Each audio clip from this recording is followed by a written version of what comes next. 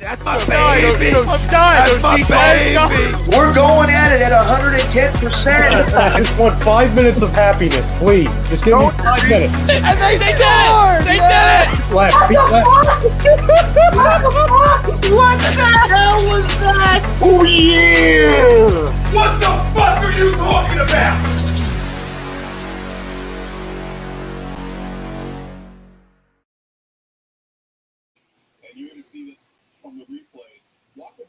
Ladies and gentlemen, to a brand new edition of the Hockey Happy Hour right here on A2DRadio.com. I am Matt Sitsuti, along with the Dark Wing, Brian Daly.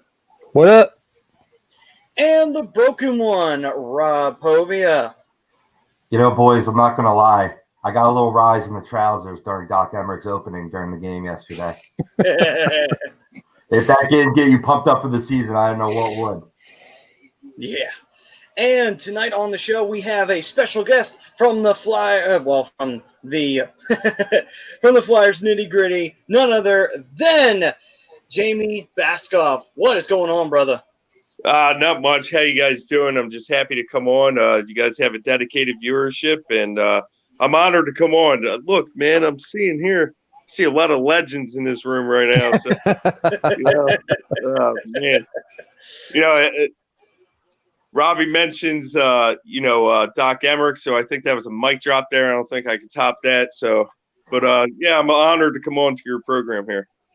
Well, we appreciate you having on, and hey, let's talk about it, guys. The official beginning of the Flyers season. Opening night yesterday, 5:30. The Flyers met their Pennsylvania rivals, the Pittsburgh Penguins. And while the score may suggest they put a whooping on them, they didn't. But they did manage to stay competitive with them and stayed one step ahead of them as the game progressed.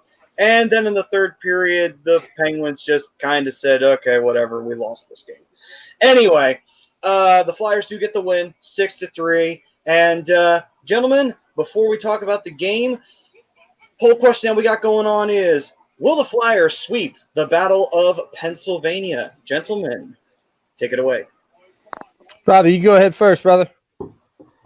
I see no reason why not, because we were talking a little bit before the show, and the Penguins have had a lot of new additions, especially to the bottom six of that lineup, especially on the back end of that defense. That's going to take some time to develop chemistry, and I feel that the Flyers' depth really rang true in this game to a point where it was neck and neck, as you said, Maddie, all the way up till about maybe 10, 12 minutes left to go in the third. But that's when the Pens really had no answer for the Flyers' depth, as the game wore on. I mean, Crosby's still a special player, and he could take over a game. So it wouldn't be a surprise if the Pens did get the W in response. But the Flyers seem to handle everything Pittsburgh sent their way by making the key adjustments during the game. And just relying on a talent base, a youth base with this team. I read this stat, or actually I heard this on Jason Martinez's podcast. On the Flyers 23-man roster, 16 were drafted by the Flyers and 10 were first-round picks. It's amazing. It's a nice stat. Yeah. That's a nice stat. That should make Flyers fans feel all warm and fuzzy inside. Right. So Can this team get off to a great 2-0 start against a team that's still trying to find itself? Yes, it can. Can Crosby steal a game for you as he stole the puck from Carter Hart? Yes, he can. It'll be interesting, but I'll go with my Flyers. Our Flyers, I should say. Go ahead, Jamie. Yeah, to piggyback off what Robbie said, I saw a team that was better conditioned. And, yeah, the Flyers got off to a nice start in the first 5 minutes. And then after the first 5 minutes, Pittsburgh started to find their legs, and they potted, that goal around like the midway mark. It was 1-0, Penguins, and the Flyers just took over. And I thought the Flyers defensively played well in the second and third periods to limit Pittsburgh to 20 shots combined. Sounds like a lot, but when you have stars like Crosby, Malkin, and you got a Kasper Kapanen on the other side there, that means that they did their job in the overall team defense. So in the third period, Maddie, like you mentioned, the Penguins just gave up. No, I just think that the Flyers are better. I just think that they were in better shape than the Pittsburgh Penguins. I think they were a more well-conditioned team than the Pittsburgh Penguins, and that's why they shined in the third period, in my opinion. I just thought that, like what Robbie said in terms of, being new and trying to form chemistry, that's where the Flyers were last year, even though they won, against the Chicago Blackhawks, for the season opener. Again, that was the Chicago Blackhawks. I don't think that they were, of the best team, in my opinion. Not saying that the Flyers didn't deserve that win. I just thought it was a little easier for the Flyers to go with all the new additions. Now with, learning head coach Alain Vigneault's system, this is year 2 of his system. So coming into this training camp, they already knew what to expect from head coach Alain Vigneault. So it was a little easier training camp, knowing exactly what he expected. Now, when you're looking at the Pittsburgh side, how many new additions are over there? I mean, about half the lineup is like sort of a new addition. And it was mentioned in the Flyers press release by 3 different Pittsburgh players in their interviews. Chemistry, it's going to take time and stuff like that to form. It's not going to be an overnight process. We expect to get better as the year goes on. Well, this is a shortened season. This is only a 56-game season. You don't have tons of time to get this thing going and try to learn to get this thing going. If they go on a spiral here for 4 or 5 games, let's just say they start out 0-5, hypothetically here, because I firmly believe the Flyers are going to win tomorrow 7-3. I was going to say 8-1, but you know what? This team, the Flyers are just better than the Pittsburgh Penguins. Better goaltending. They got better depth. There's not one weakness in their lineup at all. When you're talking about pairing Raffl, Lawton, and NAK against, say, Sidney Crosby's line or Malkin's line, I'm comfortable with that fourth line going pound for pound, in trying to prevent, Crosby from going nuts or Malkin from going nuts, and that says a lot for these lines. But I just think the Flyers are better. I think they're in better shape. I think they're in better condition. And again, like Robbie said, you have Carter Hart. I think he's a better goaltender than Tristan Jarry. That's weird to say, though. To say one of the Flyers are just flat out better than the Penguins. We haven't been able to say that in a long and you know what? That's why I'm time. loving it. I'm loving it.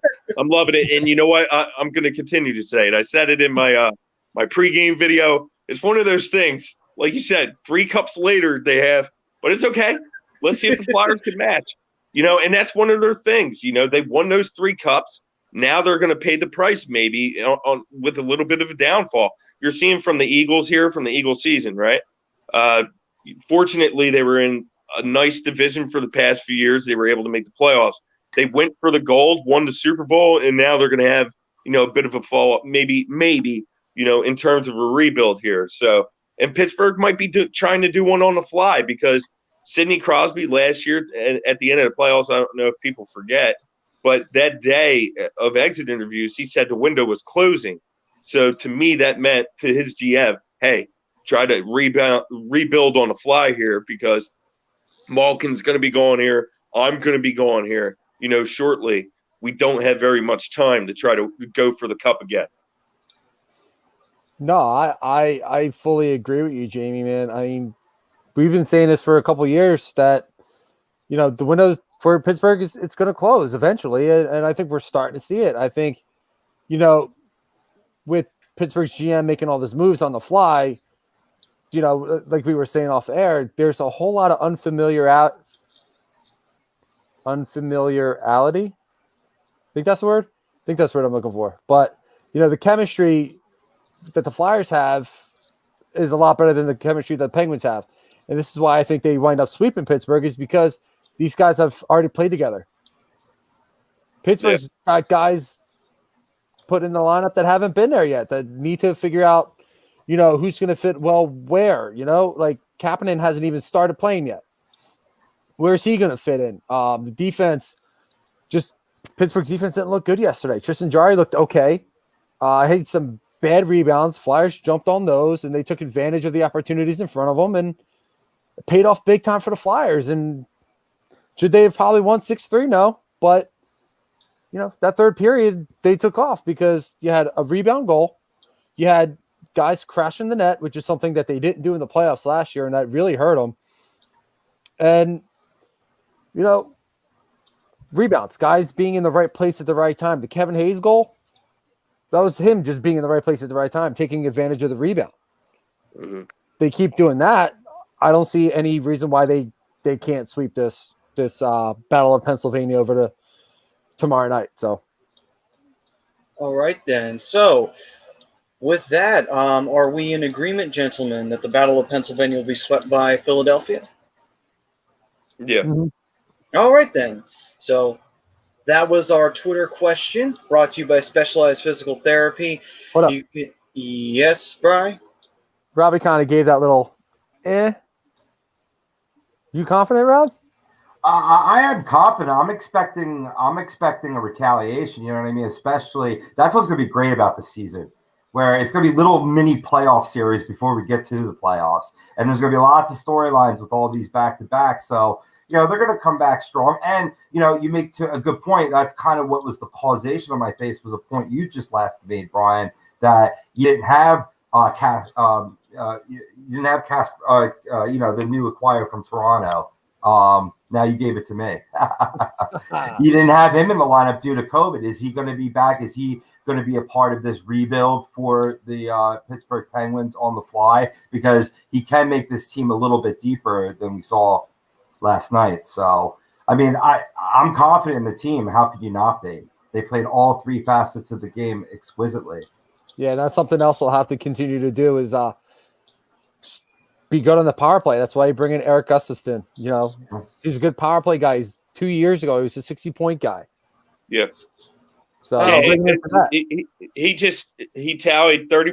Now he has 31 power play points in 214 games played. I mean, that's pretty telling there. That's a pretty good stat. There aren't many guys in the league that could actually say that, and I just think that what he did, he made an impact. And you go back to the exit interviews, and Chuck Fletcher said at the exit interviews, he first off, the previous year he gave his outline was to get a backup netminder. It was to try to get like top six help or something of that nature. And he gave his whole rundown, and he nailed every single point. And then this year he was like, okay, I want to try to re-sign Brian Elliott, try to get power play help, and try to get bottom six help. And what did he do? I mean, he went out and got Gustafsson for the power play, and he had 2 points on the first night. The best goal for me was what will piggyback off of what Brian said was Oscar Lindblom's goal. And the reason it is because I saw that as him being a fighter. He beat, cancer. Heck of a job. He whooped it. He whooped cancer's butt. Fortunately, thank God he did, right? So when I'm seeing him dig for a puck there, it's like him fighting, and it just resonated with me saying, okay, he's fighting like he fought for his life. And that's why that one sat with me as being the best goal, because I like compared the two, and I was like, okay, that's what he's going to do. He's going to dig. And that's what he did. He got the rebound goal. Yeah, it might have been off his helmet or whatever, but he fought. And he fought for his life and whooped cancer's butt. And that to me was like, okay, cool. That was like the signature moment. Nolan Patrick's goal was great. Don't get me wrong. That deflection there and through the slot, off a bullet coming from Eric Gustafsson. That was pretty nice. But I just compared the Lindblom fighting for that goal. That was a fitting first goal for Oscar Lindblom, in my opinion. So, and I like seeing people clean the trash. And how many years have gone by to where you don't see the Flyers clean the trash? They don't have that player that cleans that puck, that gets the dirty goal. That's what I want to see, are dirty goals from this team. Because like Brian said, we didn't see enough of that in the playoffs. You saw the finesse goals, but we didn't see the dirty goals. And last night they had 3 dirty goals, and that was kind of neat, I thought. Yeah, I mean, Tampa Bay won a Stanley Cup doing that stuff. So, yeah.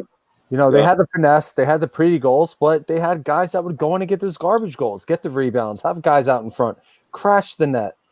It's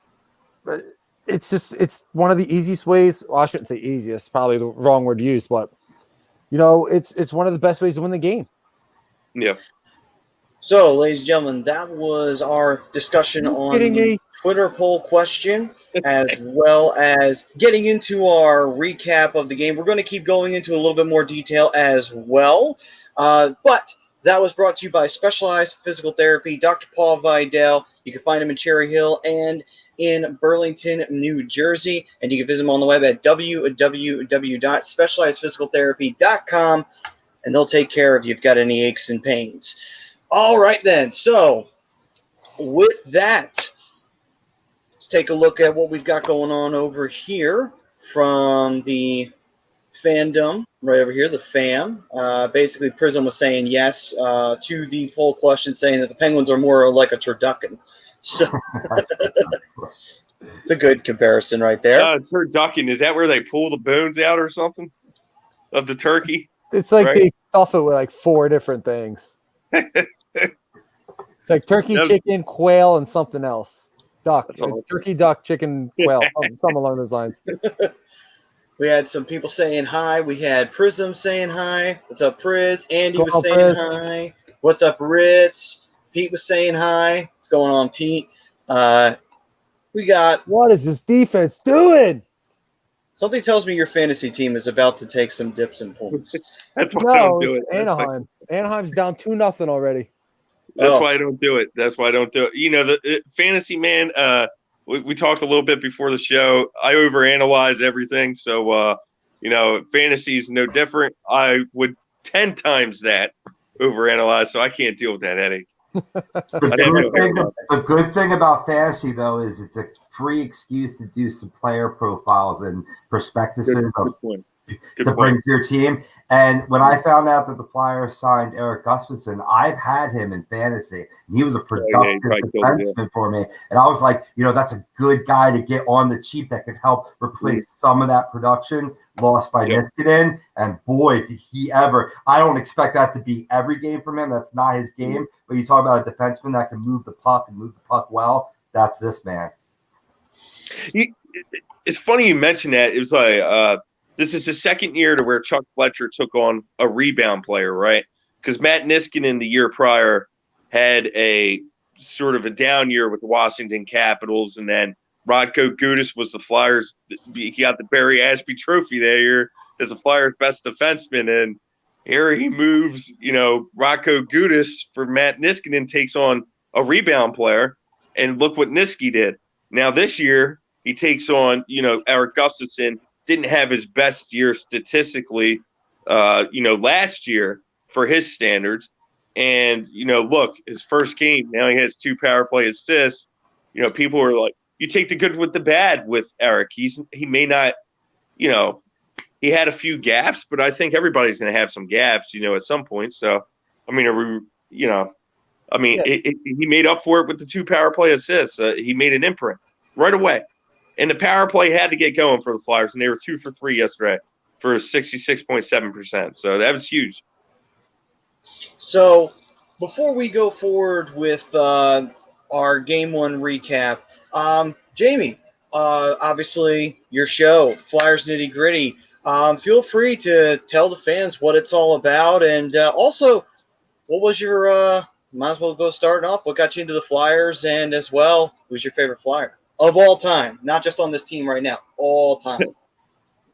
Our team at Flyers Nitty Gritty does a great job. You can find us at flyersnittygritty.com, or my handle at Jamie Baskoff or at Flyers Nitty. And, we love the fans, and you guys do great work. So we're happy to, to come on anytime. But how I got into the Flyers was the Legion of Doom line. I mean, I'm young enough for that. That's when I first started watching hockey was, the day, Eric Lindros, was traded to the Flyers. I'm going to be honest. Eric Lindros is my favorite Flyer because of such. I mean, that guy was just so darn dominant. And I haven't seen another player that is suited up for the Flyers that was as dominant as Eric Lindros. Sorry. I mean, the guy was just a beast. Physically, he was tough to move off the puck. He'd hit with the best of them in such a way that he was very skilled, much more skilled than Tom Wilson. And I relate that because Tom Wilson's game is sort of the way Lindros's game sort of was, but Lindros was a better overall player than Tom Wilson was. And I just haven't seen another player since Lindros just come in the league and take over by storm up until last night with Joel Farabee, who's on pace for now 224 points. So, it's not every day that you have a player that could top Wayne Gretzky. Wayne Gretzky had 250 points in the season. Joel Farabee is on pace for 224. Will Joel Farabee beat him in a shortened season? That would be one hell of a thing to do. But I Eric Lindros was just a phenomenal player, up and down, and he changed the overall landscape. He made the Flyers. He made John LeClaire a better player. And he'll tell you that. Made Mike Remberg. You hear them talk all the time, and stuff like that. And they're like, oh, Eric. And they're very good friends, And it's good to see Eric in the organization again as an ambassador. Heck of a guy. He's a really nice person when you meet him. But, we are fortunate to have that type of access to the team. And that's something I'll never take for granted. Absolutely. But hey, it's always awesome when you have other shows that are just Flyers and are into it and everything. It's just great to be a part of a gigantic brotherhood that's all about the orange and black at the end of the day. It's always awesome. Yeah, and it's always nice when you beat the black and gold. So yes. like tomorrow, man, you know what? They're gonna win 7-3. We're gonna just go out and they're gonna go on a high. The Flyers will have 4 points. Pittsburgh will sit there with 0 points. So it's just it's gonna happen that way, right? Don't just break your heart. No, they've broken our hearts how many times? That's what I'm saying. You know what? Now it's time for payback. This time is our time. And you know what? There's another team in mind that I want next year. I want the Detroit Red Wings, because I still remember 1997 where they swept us. Now we're on, now they're on the downward spiral. You know what? I want to go back to these teams that were beating us down for years. That's the way. It's an eye for an eye, in my opinion. You know what? All those teams that were real, beating the hell out of the Flyers, for years when, oh, man, you go to the playoffs in your first round and out. That stuff, I'm sorry, it sits with me. It sits with me. Now it's time for payback. It's payback now. I agree wholeheartedly. That's why I hate the Sabres, because every year we always face the Sabres, and the Sabres would beat us. Like, how? Yep. We're supposed to beat them. They can't do shit. They win nothing. Why are we losing to them? Yep, payback. And now it's payback. Monday and Tuesday. We'll beat them too. But Brian Elliott should get a start there. I feel like Brian Elliott will probably start more than likely Tuesday as opposed to Monday. 2 days off. I think they'll go back to Carter Hart after 2 days off and then go to Brian Elliott on Tuesday. Yeah, I think we're going to see a lot of platooning from a lot of teams as far as goaltending goes with how the schedule was put together this year and had such a tight stretch and put 56 games in. Yeah, absolutely. And Buffalo's not a bad team this year. They're a young team. They're going to come in, trying to prove with something to prove. So the Flyers had to be ready for Buffalo. And I think that Alain Vigneault and his coaching staff will have that more than geared, towards being ready. Tomorrow, I'm just looking for the Flyers to get off to a better start. I want them to, take over that first period, sort of like that was a Pittsburgh first period, in my opinion. That's what I want tomorrow. I think that would be nice. The Flyers took over in the second and the third. I want to see them take over a complete game. And that's one thing for the Flyers is that they need to play consistent hockey. It's always nice to, like if they go and they lose a game, come right back with a bounce back win. I don't want that, like 2 or 3 game losses and then you win like 2 or 3 and then you go for another 2 or 3, losses and then win 2 or 3.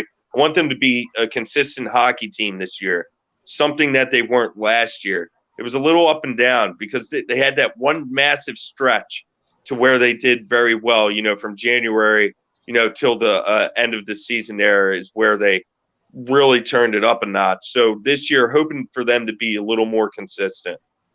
Yeah. That's something I posted earlier today on a Facebook post because they were saying something about Joel Farabee, and we got a tie game now. consistency, especially on the power play. I think the power play is going to be the most important part and a big key to the success of this team. You got 2 power play goals. I'm not saying, you got to pot 2 every night on the power play, but you can't have those stretches where you're going 0 for 8, 0 for 12, 0 for 16 on the power play. You gotta figure out ways to score. You got to get creative. And like I was saying earlier, sometimes you got to crash your net. Yeah. Take a shot from the point for a rebound and crash it. See what happens. Put it on net. Anything can happen. Yeah, you win a few, lose a few. That's not going to fly in a 56-game sprint. Exactly. Now with the division we're in, because only the top 4 teams are going, so one of the better teams in the division, at least 2 of them are most likely going to be out. Even if they had a pretty good year, it's like, doesn't matter. Doesn't matter. You weren't one of the top 4. You're gone. Yeah. So if you remember the 1980s period, that's how it used to be, where if you weren't in those top 4, too bad, you're not in the playoffs. Great year and everything, doesn't matter. So, gentlemen, let's talk about that game 1. First period begins, and, adrenaline's flowing. You can't wait for the game to start. Lauren Hart does, of course, her great rendition of the Star Spangled Banner, and the game begins. Penguins score first, which, if you know anything about the Flyers Penguins, you're kind of used to that. It's just, in my opinion, I was thinking, well, the Penguins always score first. We'll see what happens as the game goes along. Sure enough, the Flyers respond. They get their first goal. Yes, Brian? Just, real quick, Jamie, I see you're getting ready to jump off, brother. Yeah. After this question, it's no big deal. Okay, all right then. So after that, Flyers get their response goal, and then after they get their response goal, then they eventually take the lead 2-1. So, and that's how the period comes to a close. Gentlemen, anything you noticed? I mean, I noticed one major thing, and that was both of our goals were power play goals. So that was a huge thing. Anything that you guys really pulled out of that first period that you really, really wanted to emphasize? Yeah, it started off as the prototypical Flyers Penguins. They sustain our 5-minute bum rush and then come back and score a goal and steal the jam from the game. And I'm like, here we go again. That's just me being like Negadelphia there in that regard. But I liked how after that initial sloppiness, you saw that as they took really the momentum in that first period, the Penguins, that is, right? They got a little sloppy in the defensive end, but they shored that up and had a successful completion of that period, notably with getting that last-minute goal, 1 of 2 in the game. That really kept the momentum within the Flyers' side, despite, it being a pretty tight contest, as you said in the beginning of the show, Maddie, till about midway in the third. One thing I liked was that late goal with 15 seconds left with Nolan Patrick. How many times have we watched the Philadelphia Flyers in years past get burnt by a late goal, whether it be in the first, second, or third period there, with like a minute, minute and a half, minute and 20, and then you're throwing your remote at the television, or something of that nature. And yesterday that was payback there because I just liked it. 15.1 seconds left. Nolan Patrick deflects his puck. Originally it wasn't awarded to him, and then effectively it was changed, towards the intermission, sometime at the intermission there. So, but it was just nice for the Flyers to turn the tides there, and score a late, goal. It doesn't matter how it was scored; it was a late goal, and and to give the team confidence in terms of the power play. But like Robbie was saying, when Pittsburgh scored that first goal, I was like, oh man, the first 5 minutes we were out the window there. Like, what happened? It was a tale of two teams there. The Flyers started out so well for the first 5 minutes. I think they owned the game. And then all of a sudden, Pittsburgh, they got their legs. And then I was like, oh, this is a way it's going to go, 1-0. And then boom, the Flyers come back. And I was like, oh, okay. All right, yeah. There you go. It'll be 1-0, then 2-0, then 3-0. Pittsburgh, yeah, exactly. Consistently, and it was so great that we did that to them in the third period. Yep. Because you remember a few years ago where the Pens, where the Flyers, right, started out hot. It was like 3-0 Flyers, and then the Pens came back and they won like 7-3 that game. I was like, oh man, it was just a few years ago. I was like, you got to be kidding me. It's one of those things. So yeah, to see the tides be reversed, I just see that's what I mean. It's the tale of two different teams now. Now you see the Flyers are high octane, and you see that the Penguins are low on gas. In my opinion, you know what I mean. That their gas light is on, and the Flyers are like, okay, we're revving. We got diesel over here. So but that's that. It is what it is. I just see the tale of two different teams, and in a good way. And with that, you all take care. Thank you so much for having me on. Absolutely. Jamie, before you go, feel free to plug away your whole show and everything like that. And then hopefully we'll get you back on again. Yeah. FlyersNittyGritty.com, at FlyersNitty, at Jamie Baskoff. Follow these guys. These guys, I'm telling you, when we started the show, for those that are just tuning in, because you got a dedicated, fan base here, these guys were legends. I felt it. I felt there was something about this room, something about this vibe. I was like, oh, okay, we're vibing. So. Oh, yeah. Oh, yeah. You all take care. Have a good one. Thanks for having me on. No, I appreciate Thank you for Jamie. being on. We appreciate it. You have a good night, brother. All right. So once again, that was Jamie Baskoff of the Flyers Nitty Gritty. Check him out. Check his show out. If you guys love hockey talk and love Philadelphia Flyers talk, hey, you got this show. You got that one. What more could you want? All right. Solid dude. Great content too. Like I said, posts up a lot in the Flyers Nation group, which is, one of my two favorite Flyers groups to belong on the Facebook. Yeah, Jamie does a great job. That whole crew over at the Nitty Gritty does a great job. They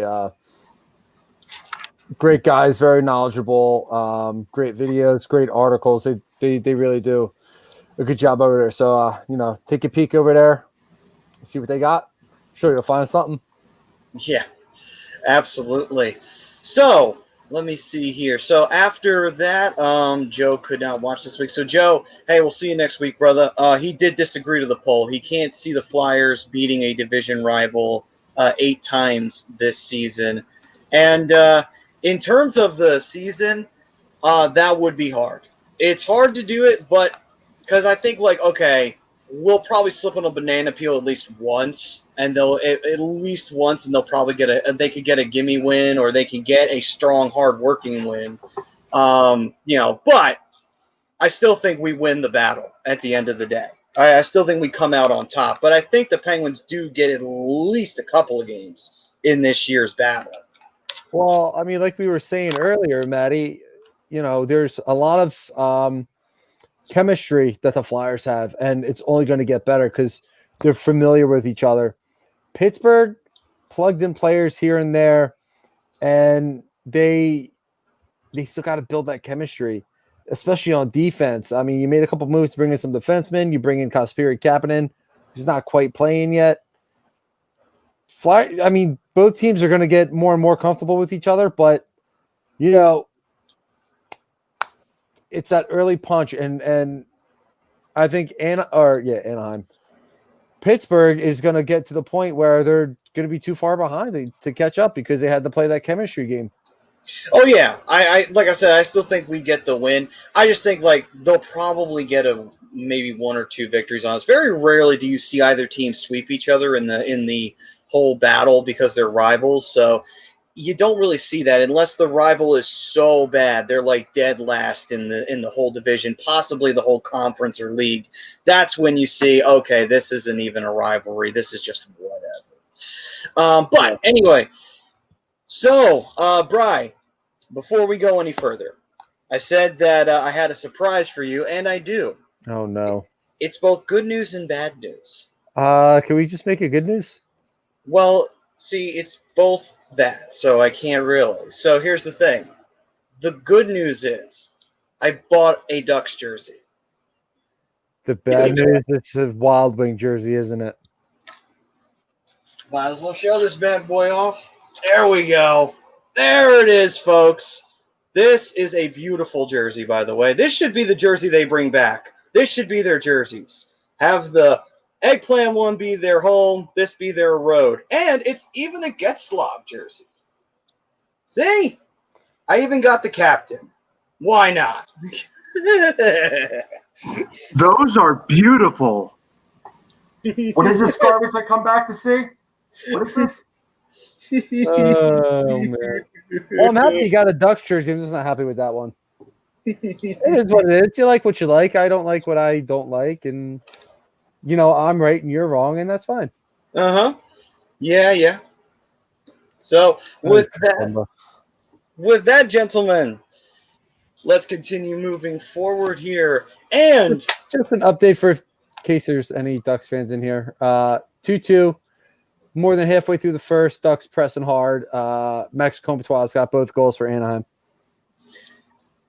And so here we go. Oh, Yosef's actually chimed in. He's saying, "Good evening, gents. Glad hockey is back." Hey, what's up, Yusef? How's it going? Probably it's gonna be very interesting to see Zdeno Chara in a Capitals jersey. That's for sure. Yeah, definitely glad that hockey's back. We definitely missed it. Could not wait for it to return.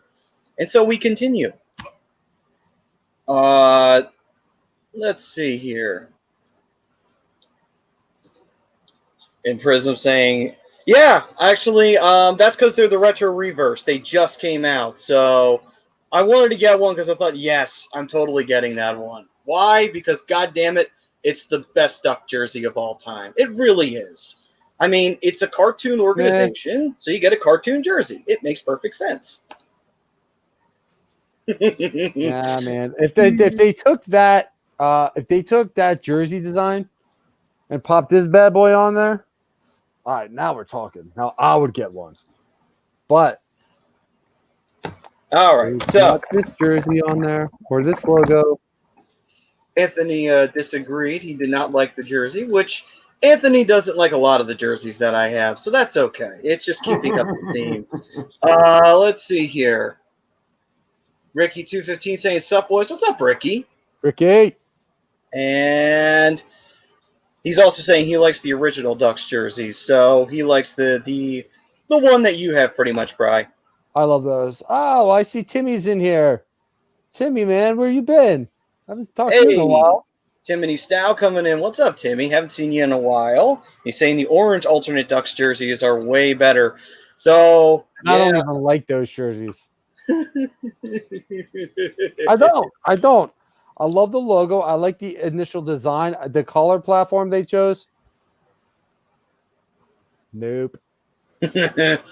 All right, gents. So to the second period we go. It's the only jersey you need, Carter.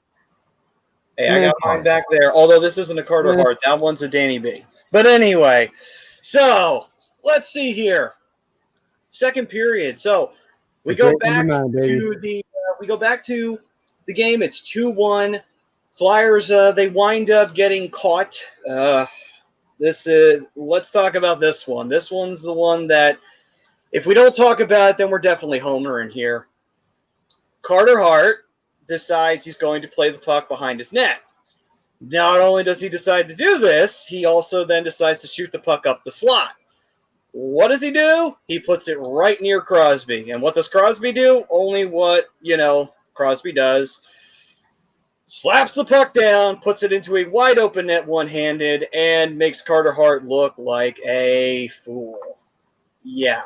That's probably the single that's right up there. I love Hart, but let's be honest, that's right up there with that Briz goal he gave up in the playoffs to David Clarkson when he shot the puck right into Clarkson and it went right into his net.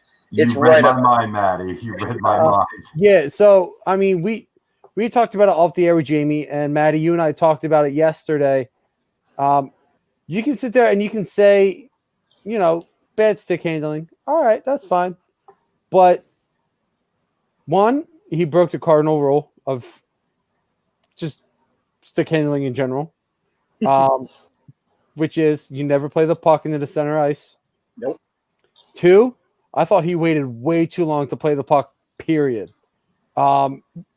Especially when you see Crosby jump on the ice. You have to be able to move the puck fast because he can do anything with it. His hand-eye is ridiculous.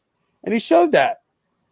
He showed that on the goal, going, smacking it down to, in one motion, smacking down and going pretty much behind his back to put the puck in the empty net. At that point, you have to take the puck and you have to play it along the boards.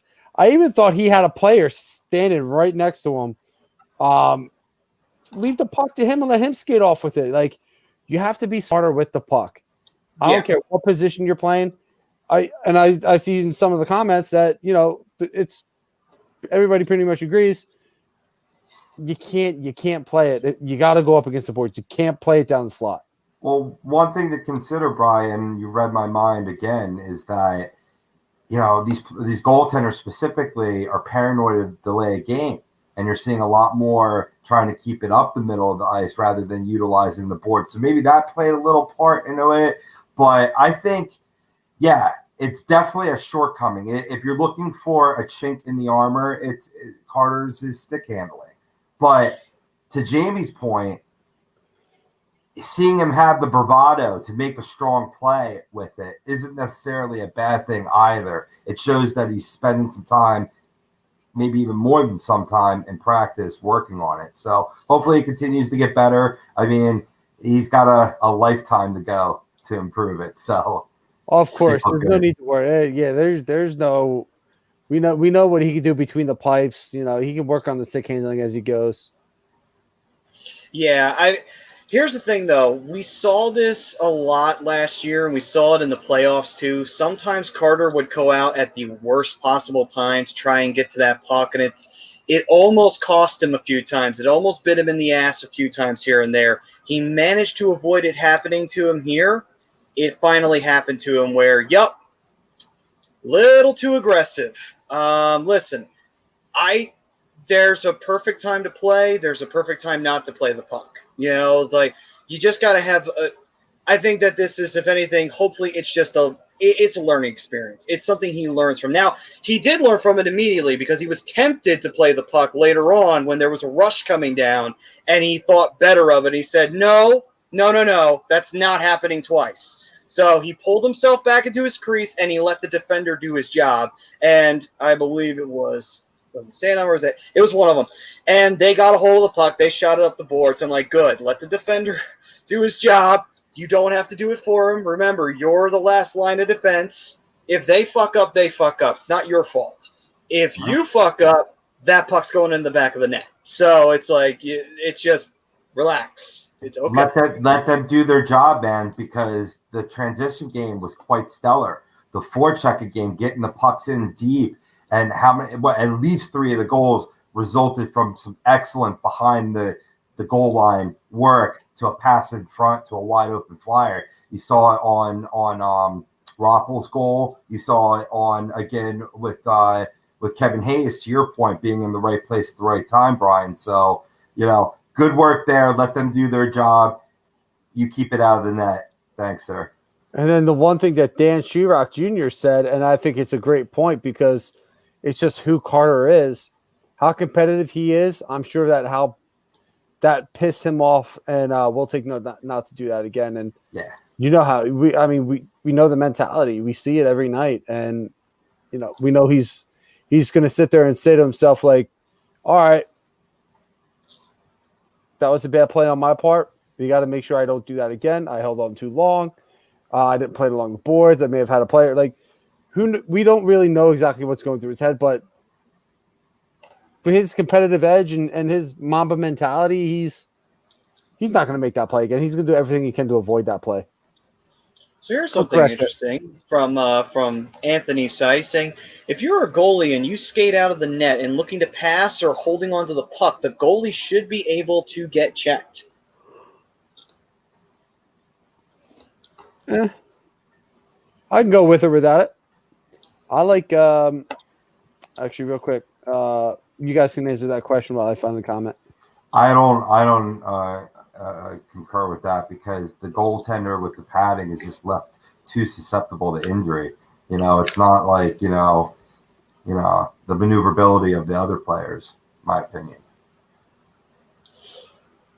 Yeah, I mean, here's the thing though. It's like, yeah, I get the risk of it where, like, okay, the goalie is going back there, but I feel like if you start checking goalies, it's going to be way more tempting for guys to just say, okay, wait till the goalie plays the puck, immediately go in and hit him as soon as you possibly can. It's why they put the trapezoid in. Yeah, Yep. Yeah. So, all right. Let's see here. We got Don saying, "What's up, fellas? What's up, Don?" Real quick, Right Timmy. in the house. Speaking of, we did have semi-breaking news. Before I forget, football related. New York Jets announced agreement with Robert Saleh to become the team's next head coach. He was the defensive coordinator for the Niners. Son of a bitch. Yeah, I was listening to That's who I wanted. Martin Roberts on the Fan this week, and apparently this was earlier reported by Jets fans having fun with Wikipedia.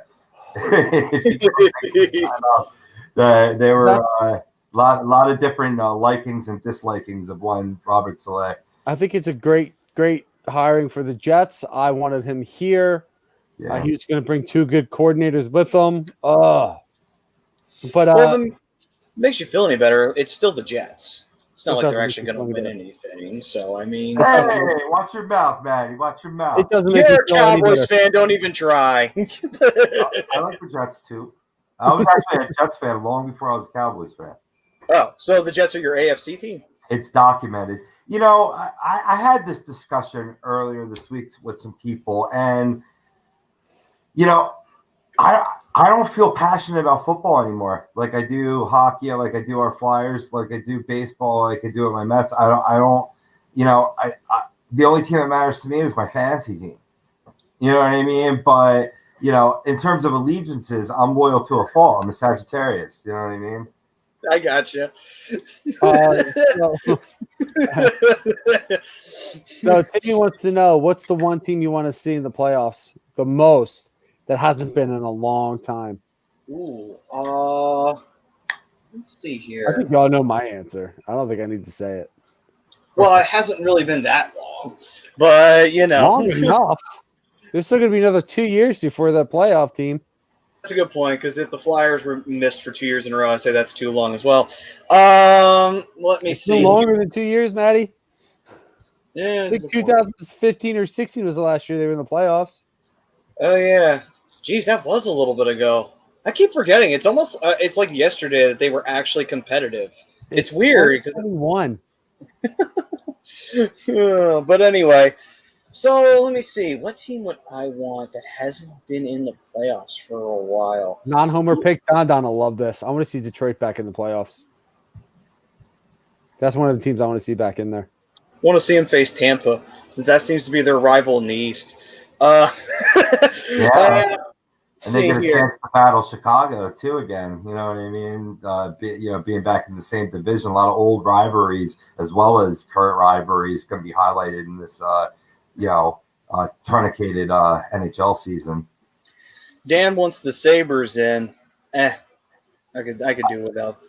Dan stole my thunder. I was ready to put the dagger in Maddie's heart by saying the Buffalo Sabres. Hey, look, they could be a real exciting team as soon as this year. And Taylor Hall has a good positive streak and, has a good season for them. And then on the horizon in the years to come with Dylan Cousins, maybe it could finally come together for Buffalo. Maybe. Yeah, Taylor Hall had a goal tonight, so he had a goal in his debut. Yeah, there you go. 1 for 1. He's on a 56-goal game pace. Yes, he is. Eileen wants to know whose jersey you're wearing. Oh, for me, it's Carter. Jason Garrett, Eagles coach? Come on, Mads 15-16.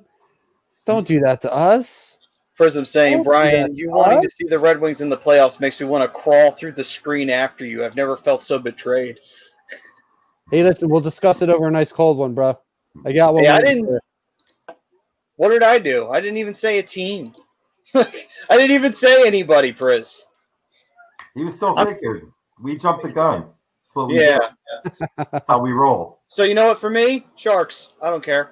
It's not been that long, but still, I'd like to see the Sharks in. And actually, if the Flyers don't win the Cup, hey, you know what? Maybe they make an underdog run and win their first. That'll be fine with me.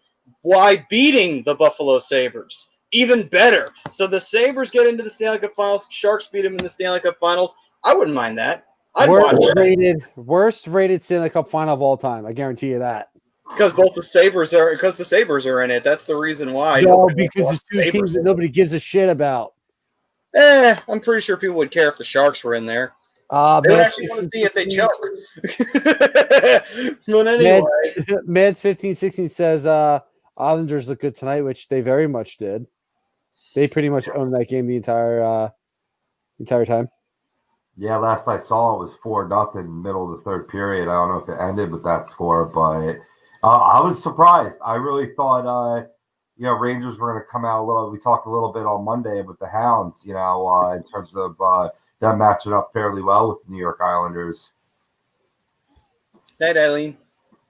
Have a lovely night, Eileen. But it's a young team. The Rangers are a young team. You know what I mean? Obviously going to expect a lot of mistakes early on. Poor Ryan. Brodo's having a little bit of a meltdown in our chat. Now, Yosef, Can't blame him. I don't want Jason Garrett. Yosef actually was saying this. He said, you guys were right about Lavi.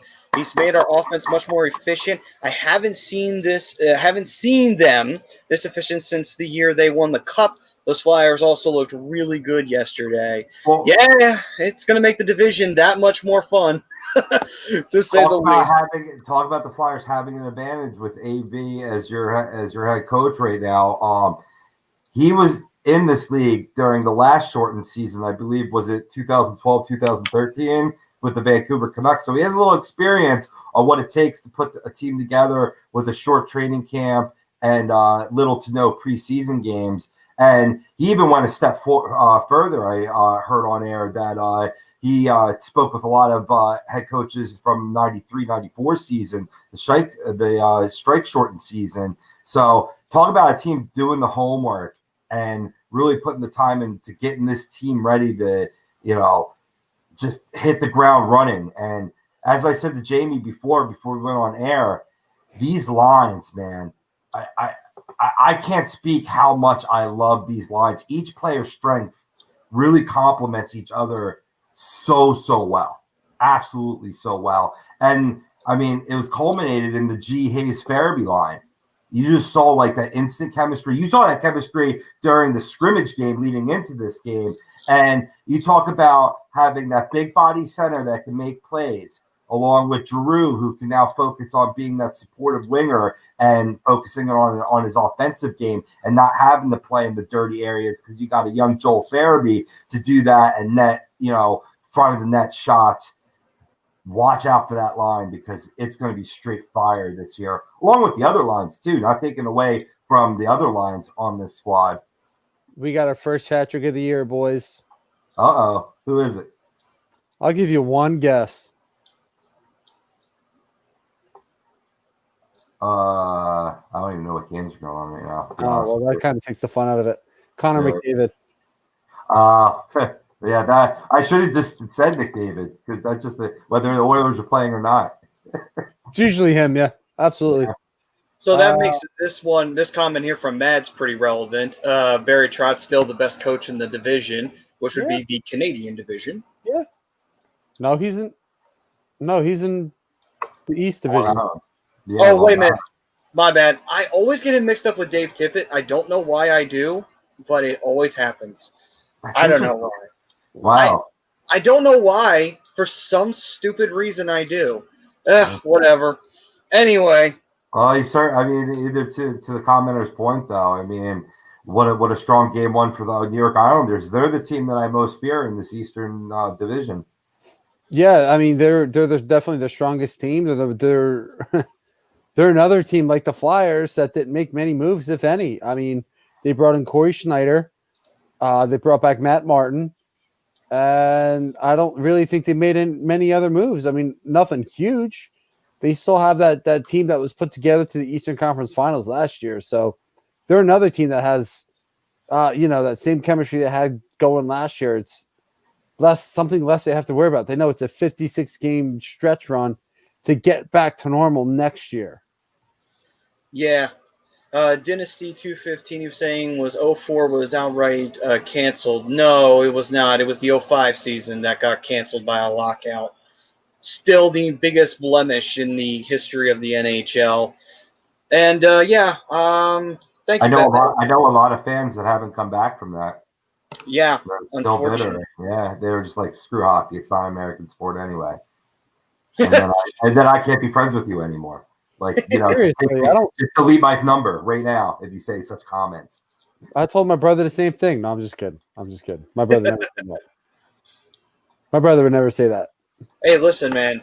It is an American sport because we won the gold medal at the World Juniors. So we one-upped you.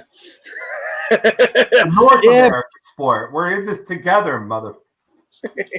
Go ahead, finish it. Not keeping it clean for the kids. We had a catch on the show. You know what's funny is I was initially, when on the lead-in, I was initially going to say I got hard during Doc Emmerich's, but I cleaned it up. I censored myself because we had a guest. You know what? Now I feel dirty about doing that. Like, I should have just spoke my mind, right? Oh gosh, what are we gonna do with you, Rob?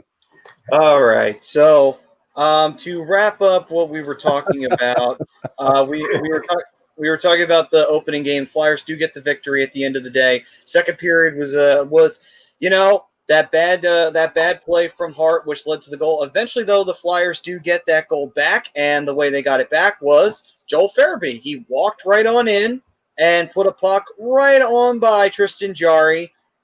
Gotta love it when there's no D-men around and a Flyer can just outskill the goalie. That's just always pleasant to see. And it wasn't even all that tricky. All he had to do was wait for Jarry to go down on his pads and then stretch out, slide it into the open part of the net, and there you go. 3-2 game for the Flyers. Strong on the puck, he is. Yeah, he was. I would say what's up to Joey DiBardino is saying what's up, guys. What's up, Joey? How's it going, man? Cracking a cold one right now, Joe. I'm on number 2. You got to play catch up, Robbie. Let's go. I know, right? All right. Lonnie with the game winner for Winnipeg. Well, one of these days when a Flyers game falls on Thursday, we'll have to play a drinking game. We'll have to figure out of how many times do how did that go in? I still don't know. Like, I'm watching the replay of the Lane goal. I have no idea how that got past Markstrom.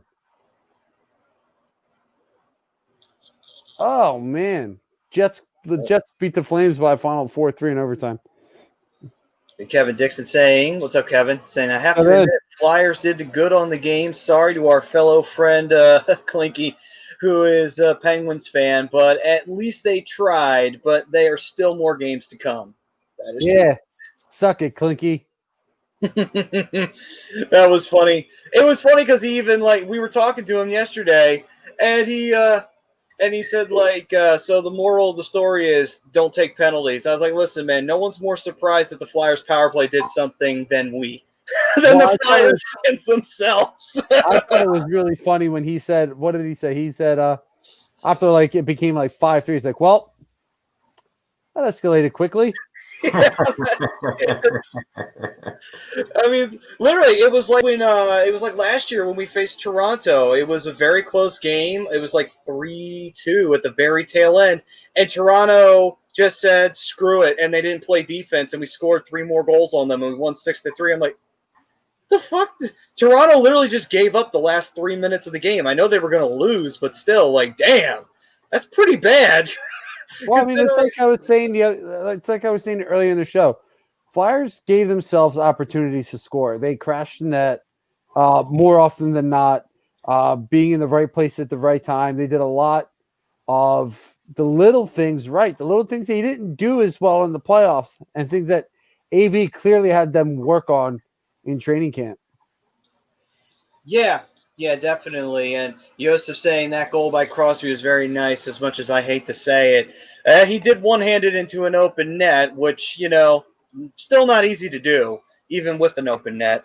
To have the hand-eye coordination to bat it out of the air and then pivot your body, spin around, and then chip it like you're chipping from the bunker into the green. It wasn't a gimme goal. Despite Carter giving it up behind the net. It took a strong play by Crosby to net that for sure. Yes, it did. It was a nice goal. It's an early candidate for goal of the year. Now let's think about this. Maybe this was maybe Hart understood something. Maybe he knew because Crosby scores on the Flyers every time he plays them. So maybe he thought, you know what? Let me just get it out of the way now. And let me just let him tie the game so he can't get a clutch goal later to beat us. So there we go. And that's what it was. Totally going to cover for hard here on that one. Totally not bullshitting you. That was 110% fact. I feel bullshitted. I'll buy that for $1. All right, boys, let me ask you something. I got a question I wanted to ask, or maybe we'll get to Prism's question here if this is one. Sure. Okay. All right. So Prism saying off topic, Maddie, you need to get on Twitter so I can send you some Flyers cards too, man. I almost got a full stack for Poe. Okay, I can do that. I can get on Twitter for Flyers cards. That doesn't bother me. Hey, man, you reach out. You got me on Twitter, bro. We talk all the time on Twitter. Let me know when you want to send them. Yeah, you don't got it like we got it though. So get on the Twitter. Let's go, Maddie. All right. 2021. Stop living in 1984. Listen, man. Listen, have you seen dial-up over there? Do you see social media? Well, I have the equivalent. I have Comcast. But have you seen social media? Do you really blame me? Anyway. No. Necessary evil, my friend. So a lot of Flyers impressed me last night. But I want to ask you guys, who most impressed you? Joel Farabee. Yeah, no hesitation. Just like that. It has to be Farabee. First Flyer since I think they said like 1984, something like that, to have a 4-point game in a season opener. Yeah, he was amazing, and it's only his second year in the orange and black. So I mean, to see him do that was like perfect, because they were talking about when they signed Joel Farabee out of juniors, how big of a deal he was going to be. And of course, you hope for the best, but you don't know. He came onto the Flyers last year. He showed something. It took him a few games, but he got his first goal. Then in the playoffs, he had some clutch moments. Now he starts off fresh, and he has a 4-point game. Goal and assists on top of it. Timeout. Yeah. Don, what draft you got going on that you can't do while listening to us, bro? I ain't going to have that. Who this? Don. He said, I'll see you guys around. Draft time. Draft time for what? You ain't drafting shit. I think What's on in the background, bro? Come on. I don't think it's a fantasy draft. No. I don't think it's a fantasy draft. I think he's saying that his Red Wings are not going to be present until the draft because of two reasons. One, we're not in the same division as the Red Wings. Secondly, the Red Wings might very well be last place in their division this year. I know he ain't dropping us to go to some kind of fantasy draft. You know what I mean? You're gonna hear about that. He's gonna hear about that. I'm in multiple chat rooms with him. I will get on his ass at in HUD After Dark or the Fixing the PM. I'll get on him. Oh, you best believe that. Yeah. By the way, Prism. Bredo will help me make it happen. Prism is in agreement. Farabee. Yeah, I mean, when you tie a record from '82, since you brought it up, I was trying to think of the name. I think it's Ray Allison. I'm not sure on the first name, but I think you're right. Yeah, it's hard to argue against that. And it just talk about guys proving me right. I always sung the praises of Farabee. I was singing the praises of Gustafsson, and he chips in, strong on the power play. Even JVR, all you fucking naysayers on JVR, look at him doing work, net front presence, doing his job. I'm calling that third line the redemption line because that's what it's all about. Freaking JVR's got some redeeming to do. Jacob Voracek's got some redeeming to do, and Nolan Patrick is showing that he's back to play. I'm free of migraines, ready to roll. And prove something that he didn't prove before he had the migraines. He's got I'd say a big chip on his shoulder. A lot of hungry players on this team. How can you not fall in love with this team? Yeah, you're right. And Don, if you, by the way, Don, if you are out, peace, brother. Take it easy, man. Yes, Brodo. Love you, brother. What do you have to say to Mr. Daly? Because I'm assuming that's why you are here, Mr. Brodo. Daly, why did you say my name? Because I miss you. I guess we got the response.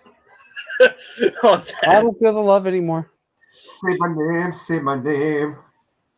All right, so let's see here. So we've got Yosef saying, who do you think will be the 4 teams that will make the playoffs in our division? It's tough for me to say because there are 5, maybe 6 teams that could make it.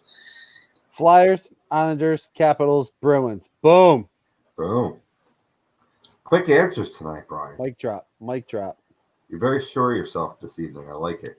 I feel a little confident today. Feel a little confident. Yeah. I'm going to agree with 2 of those. Who did you say again? Boston, Islanders, Flyers, and Capitals. Yeah, I'm gonna agree with Flyers and Capitals and Islanders. I don't know, man. Something tells me, and I hate to say it. I said it to Brad and Rob on the Hounds that they're going to get off to a rough start. You know, working this youth into their organization, but that Rangers team, I mean, they have a lot of good players on all levels. You know, so I think they could be a sneaky team. I mean, I'm just not high on Boston this year. I don't know what it is, but I'm probably going to be proved wrong because they always get there. Well, here's the thing. I'm going to sub out Boston. I'm going to put Pittsburgh in there. I think the Penguins will be able to get in. I mean, yeah, they didn't. Did they have? Will they have their struggles? Absolutely. But I still think that it's a 56-game season, and I feel like if one team gets off to a bad start or another team rebounds quickly, I don't really necessarily see the Penguins missing. I'll be shocked if they do. You know, I really would. I could see them taking the place of Boston. But I definitely think that the Islanders, the Flyers, and the Capitals will be the 3 teams that should be a lock to make the playoffs out of this division. Don was saying, see you guys around NHL draft. He's not leaving. He's just saying he won't see us until draft time. Anyway.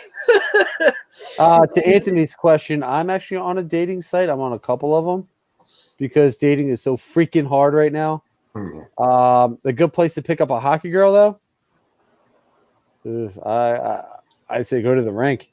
Start playing. Start showing off for some of the girls that are there.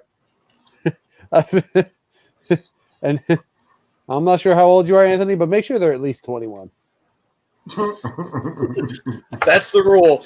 That's part of the command. That's my rule. Hey, listen, if I can take you out for a beer, we can talk about dating. But hey, if they got farmersonly.com, they should have canadiansonly.com. Let's go. Where's that at? FX with plenty of fish. No, I'm not saying what ones I'm on. Plenty of Canucks.com. So we'll call it Canadian Date. I like it. We'll call it CanadianDate.com to find all the Canadian ladies. But it'll be a separate. There's a whole separate site though. If you click the Quebec flag, and it's just the French Canadian girls. That's completely separate from the 2. So if you speak French, there you go. Anyway, we got to get the Canadian on the job. He'll make it happen. It'll start showing up on his Twitch channel. I actually had to turn down a French Canadian girl the other day. She's like, I don't speak very good English. I'm like, all right, bye. Oh, guess that's your loss. Can't say J date. I can't pass off for Jewish there. Just wear a yarmulke. Putting that out there. It'll be fine. Wear a yarmulke. It'll be okay. Cover up the bald spot in the back of my head. Yeah, I'll tell you put a that. yarmulke on and wear a Star of David. No one will ever know. Just change your last name to Dalston. Nah, that's too much work.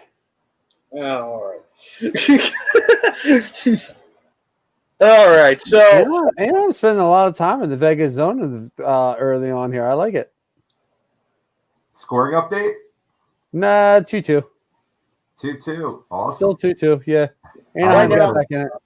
right now I'm watching the Sharks, and they're up 2-1 on Arizona right now. Who cares about the Sharks? I do. They're my team out west, although I have very low expectations for them this year. Anyway. That's always good. That's great.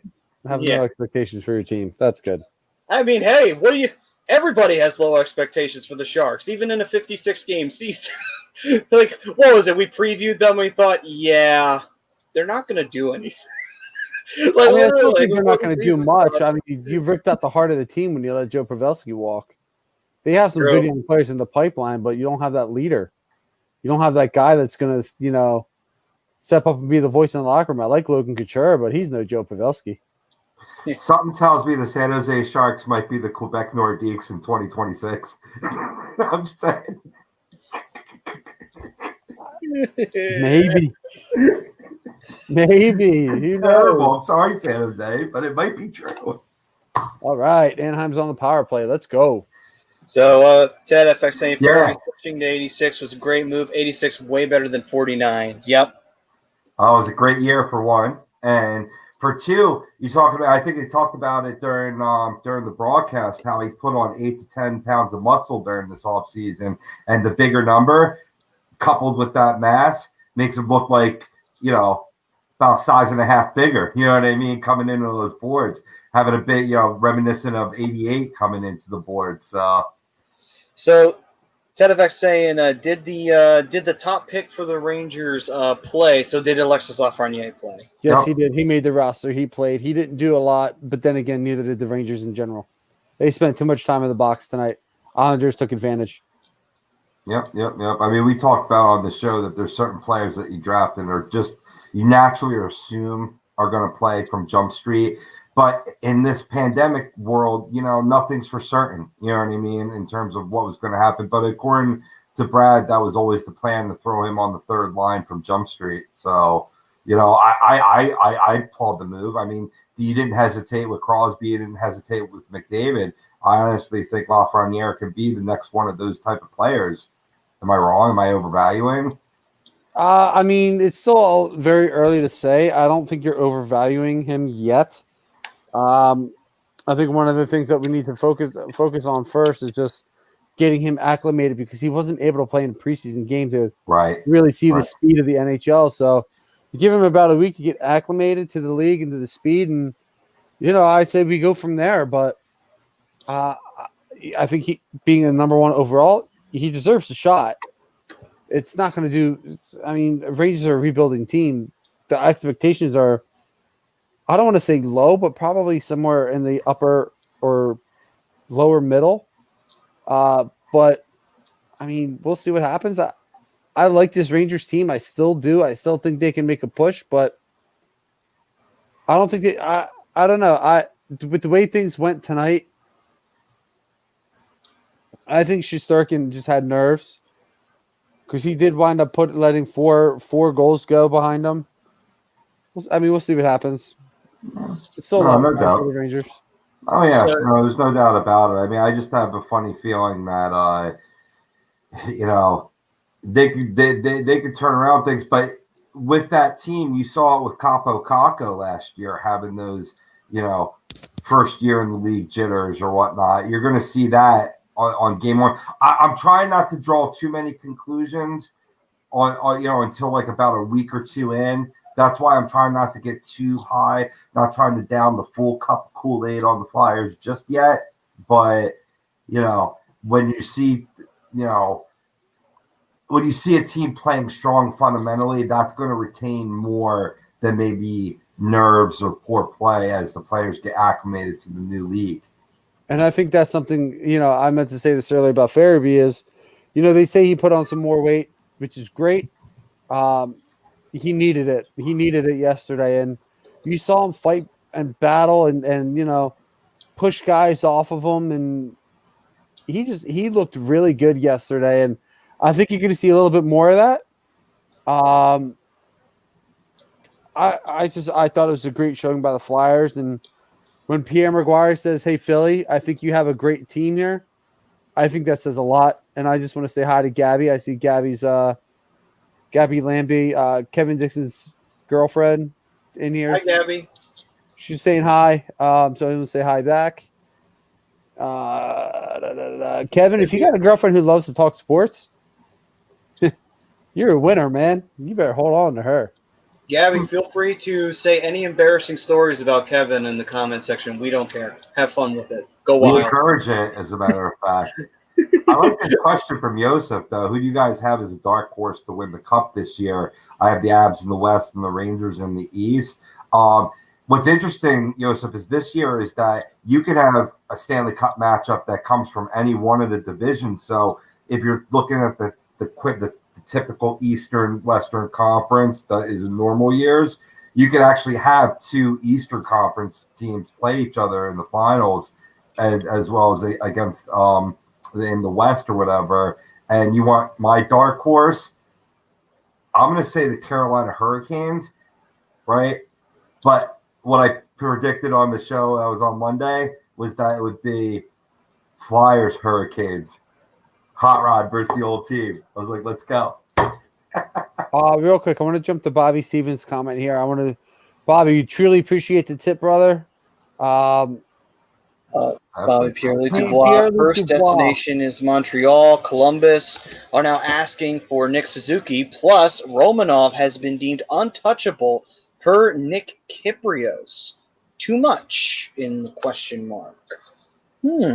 Interesting. I don't think so at all. I mean, as much as I respect Nick Suzuki's game, seeing it firsthand in the playoffs, I mean, if you have to include Romanoff in the deal, it's a little tougher. But Pierre-Luc Dubois is a first-line center in this league.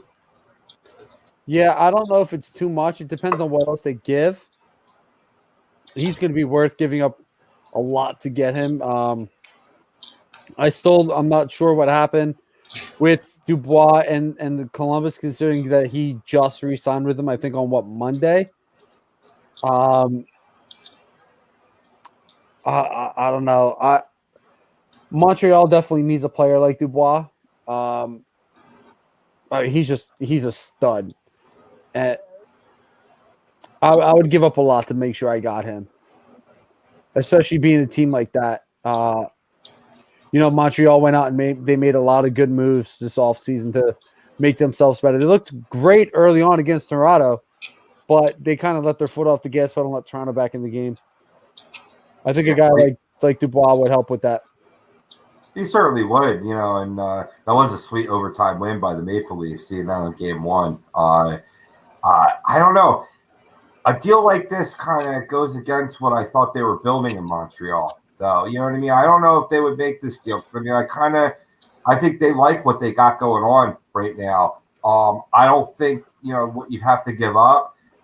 I don't think it'll put you over the edge. I think it's like you're taking the team in a different direction at that point, in my eyes. It's interesting. A deal like this, when you go into a deal like this, you have to see if this player is going to fit with you, and do you guys believe that Dubois fits in Montreal? Do you think he fits in the system that they have going on at this point? I think so. I think he'd be a really good fit for Montreal. Like I said, not only is he bringing a little bit of leadership, the dude's an offensive stud. He's just in the right place at the right time, knows how to create offense, knows how to utilize his line mates. I don't think he's played with anybody that he couldn't play with. And, Montreal being at the point where they're at, where they're pretty much a playoff contender, I think it's a no-brainer. I think you got to try and make this deal if what Bobby is saying is true. Yeah, I mean, it's definitely interesting. That's asking for Nick Suzuki plus Romanov.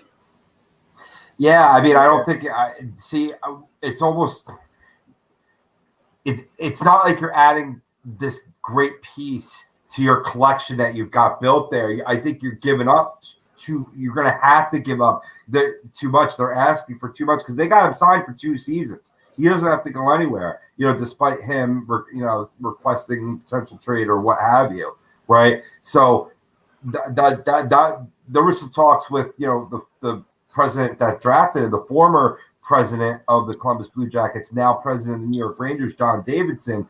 It would make sense. That would be a nice match, but the Rangers would have to give up too much young players in order to get Dubois. So it's sort of like subtraction by addition. You know, maybe that's the point I'm making. But I could be wrong. Maybe they got enough other pieces to go with Dubois that could put him instantly in win now mode too. I just don't see it off the surface. Yeah, gotcha. Yeah, I hear what you're saying. And I see a couple other people chiming in here. Before we jump back to Yusef's question here, Adam Modek, who does Kicking It Stateside on Saturday morning, said, "Would Montreal give up Suzuki, boys?" I think they would. For Pierre-Luc Dubois, I think they would. If it was Absolutely. if it was just Nick Suzuki, fine. It's the Romanov thing that kind of gives me pause. And even though Nick Kyprios is saying he is untouchable, it's just still I would. But here's the thing: Dubois is a proven goal scorer in this league, proven offensive juggernaut in this league. What's Romanov proven yet? No, that's a good point. That's a good point. I don't know. I mean, Suzuki looked good. Suzuki looked good. I'll give to Raul's point. He's looked good so far, but I don't he's know. just a prospect. He's I just a get prospect. it. Prospects don't pan out all the time. No, You got you're a proven right. guy in Dubois. They don't always pan out, but again, it's another one of those, you don't want to give up that prospect if it comes out and he winds up becoming this great player and he's the one thing that sets that other team over and you guys don't do anything. Then you got egg on your face. But in that same breath, Montreal's already got a bunch of good young players anyway. You got Jesperi Kakaniemi. You got oh crap, what the hell's his name? Artemi Lehkonen. Like, dude, those are good young players. And if you could throw Pierre-Luc Dubois plus the veterans they signed, whoo, Montreal would be a wild card contender at that point. To be fair, though, Dan brings up a good point. At his age, though, and under control, I just sit on my hands if I'm Columbus and wait. It's not a bad idea if you think about it, because think about it. If you're Columbus, you may even get more. If he's as proven as you say he is, maybe you could get a little bit more out of another team. Why trade him to Montreal when you're only getting 2 prospects, when maybe you can get a little bit more from somebody else? Who's to say they're not getting a prospect and a high pick? Or who's to say they're not going to get Nick Suzuki in a high pick? The thing is, like, where Montreal is, Columbus is starting to kind of build it down for some reason. If I'm Montreal, I'll trade that top prospect and a higher and draft pick, maybe a second, and get a proven veteran in this league that knows how to create, score offense, and utilize his line mates, like Dubois knows how to do. That'll put him as a playoff contender in a heartbeat. I like Nick Suzuki. I like what he does. But Dubois is better than Nick Suzuki. This is interesting, though. Dan is saying this, and this is intriguing on this. He's saying you're telling young players through this deal that if you want to leave a small market team, which Columbus is, bitch and complain, and you get out of it is what he's saying. So basically, the equivalent of it is that Pierre-Luc Dubois just throws a temper tantrum and say, I don't want to be in Columbus. It's too small a market. I want to go somewhere else. Well, the problem is you get a player who's upset with an organization. That does nothing good for your organization. He just becomes detrimental to the organization, to the players, to the coaches, to the front office. Everything becomes a mess. So in order to avoid that, you got to get that player out of that organization as fast as possible. Send him somewhere that, if he wants to win, send him somewhere where he wants to win. He just wants to get out. Send him anywhere. But the longer you hold on to him, the worse the situation could get. And it just gets ugly between the player and the coach or the player and the organization. It wouldn't be the first time that Montreal took on a head case. They took on Jonathan Drouin, and he didn't want to play with Tampa. And he actually threatened to sit out. And then they sent his ass to Montreal. Although Drouin, I don't think, has done as well as he should have in a Montreal jersey. But with that, though, to close out this, Bobby did say, I would be willing to trade Frost, York, and a first for Dubois. I do like Dubois, but that's a lot. That is a lot. That's a lot. Yeah. especially the moment that he said Cam York. I was like, ooh, no. Yeah, the thing is I really like Cam York, and I think he's a future power play guy. I don't think he flourishes in a system that's controlled by John Tortorella. Yeah, because that's a very it's based on big hits, physicality. You get goals, but still Defense. Yeah, that's basically what I'm saying. Big hits, defense, physicality. That's what it is.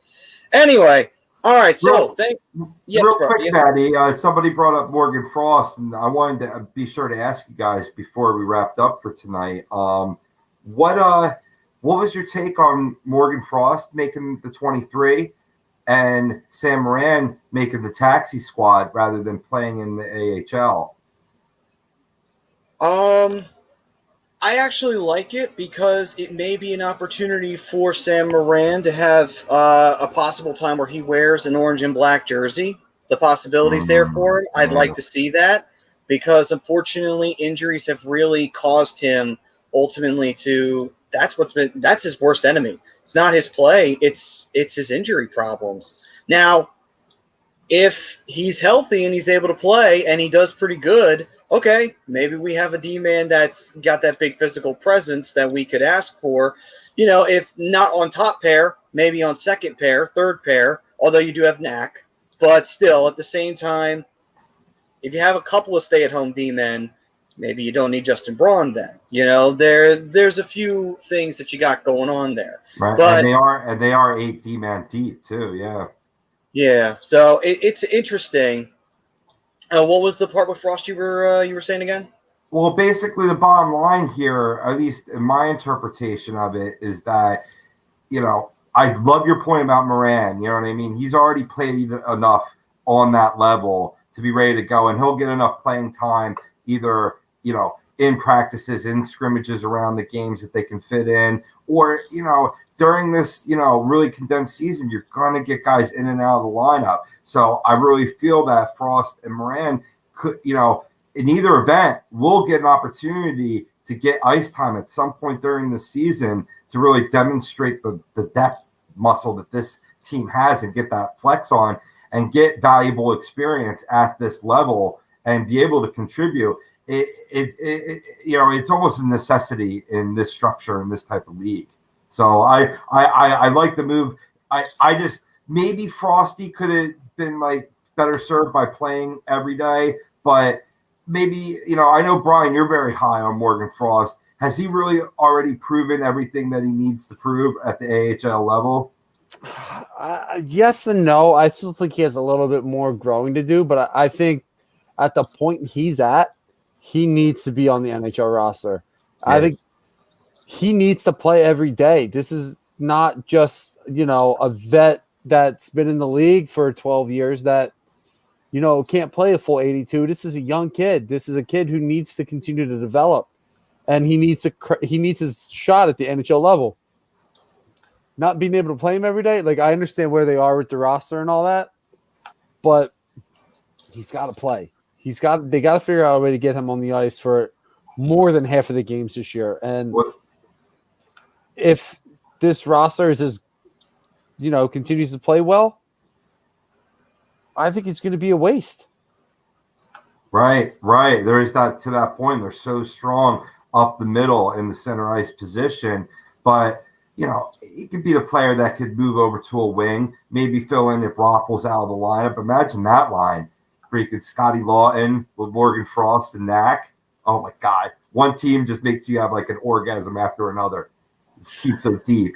It's like that point in the video where she goes, "Oh, you're so deep." That's what this team is. They're so deep. Odd man out, Dan. Oh God. You see, it's tough, and this is exactly what I'm talking about because it really is a good roster from top to bottom. I can't really pick a guy off the top of my head, which is why I think it turns out to be a waste for Morgan Frost, especially if the team plays well, because you can't mess with that chemistry, especially in a 56-game season. It's really tough. I love the fourth line. I think the fourth line is one of the best in the league with Lawton, Raffle, and Knack. I can't. I mean, maybe platoon him and Farabee. That would really be the only thing that makes sense. But Farabee's even looking strong early. And Don, yeah, they do look good early. Game 1, dude. 55 to go. I'm not going to expect them all to look like that. Yeah, I don't know. I mean, maybe, yeah, Dan, a JVR trade.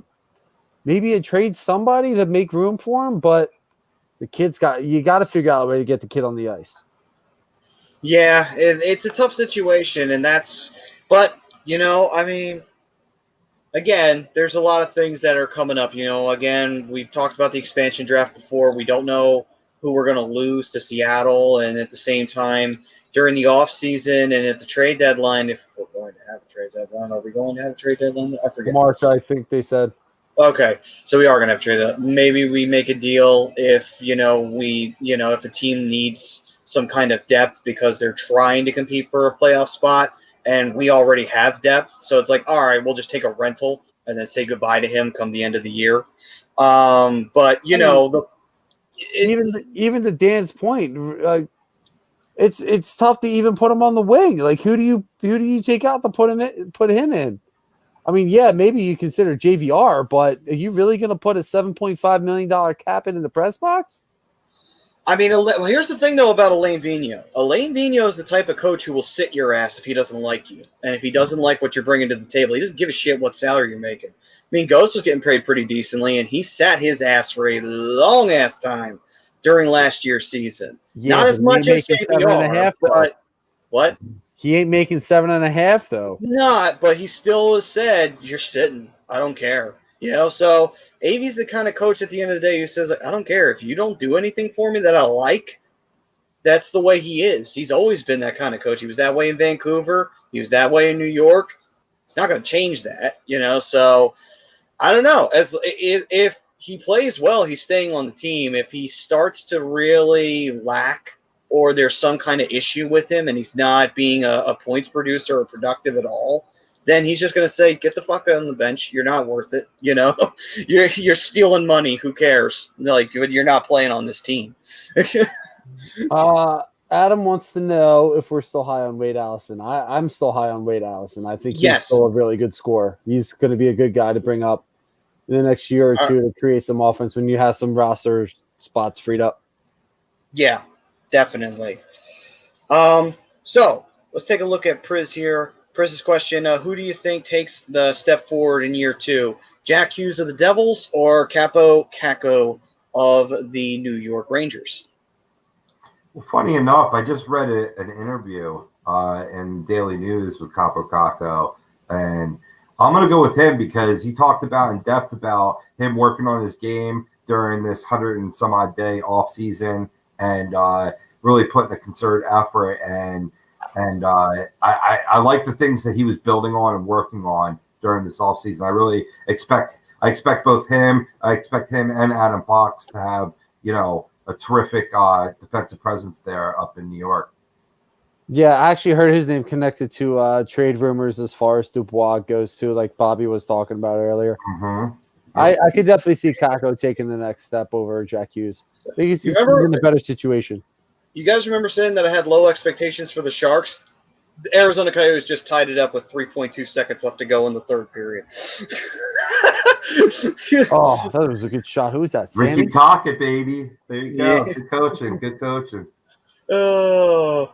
It's so weird seeing a 23 on the ice for Anaheim again. And keep thinking it's Francois Beauchemin. Who scored that? Was that Phil Kessel who got that goal? Oh no, it was Goligoski. What else? Anyway, all right. What's up, Tommy? Like I said, what's going on, Tommy? I'm still high on Wade Allison. I think he's still a really good prospect. I think he needs another year or two before he's ready to come up, but he'll be good. He'll be good for the Flyers. Yeah, absolutely. Yeah. I guess we're not calling Carson Wentz that anymore. I guess Wade Allison got that name. I think Well, I think Wentz lost that the moment that the season started for the Eagles, unfortunately. Let's see What here. are you gonna do? Okay, so let's take a look here. Chrome. What's going on, Chrome? Whoop, Crown. And he was saying Farabee looks like he's going to break out the big time this year. And if game one's anything for the future, yes, he is. Yes, he is. Well, I'm going to take a line out of Tommy's book here. Let's not crown him too soon because it's just one game.